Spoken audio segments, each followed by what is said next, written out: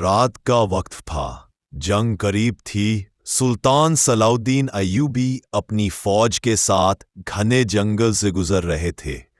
अचानक जंगल में हलचल मच गई। बेजुबान जानवर डर के मारे भागने लगे। सिपाहियों ने कहा, ए सुल्तान, रास्ता साफ कर दिया जाए।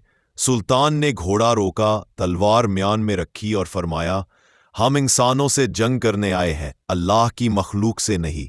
हुक्म दिया, रास्ता बदल दो, किसी जानवर को नुकसान न पहुंचे। फौज हैरान रह गई।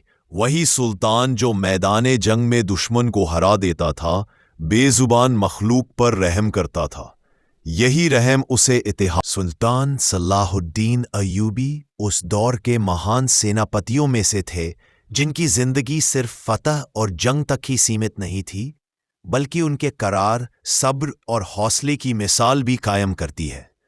कई लड़ाइयों में, खासकर क्रूसेड्स के दौरान, वे दुश्मन के जबरदस्त हमलों का सामना करते रहे और कई बार जख्मी भी हुए, लेकिन इन जख्मों ने उनके हौसले और इरादों को कभी कमजोर नहीं किया। शरीर पर लगे घाव फानी थे, लेकिन उनका ईमान, मकसद और हिम्मत हमेशा मजबूत रही। मददगार फौजों के सामने वे हमेशा आगे रहते, अपने सैनिकों के दिलों में हौसला और यकीन जगाते और खुद नेतृत्व का फर्ज अदा करते। जब सैनिक अपने घायल सेनापति को भी स्थिर और अडिग देखते तो उनका हौसला और भी बढ़ जाता।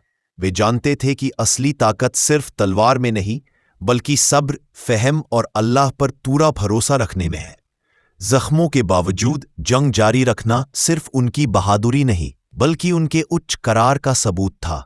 सुल्तान सलाहुद्दीन अय्यूबी ने यह साबित किया कि सच्चा नेता वही है जो मुसीबत में भी अपनी कौम के लिए खड़ा रहे। उनकी जिंदगी हमें सिखाती है कि मुश्किलें इंस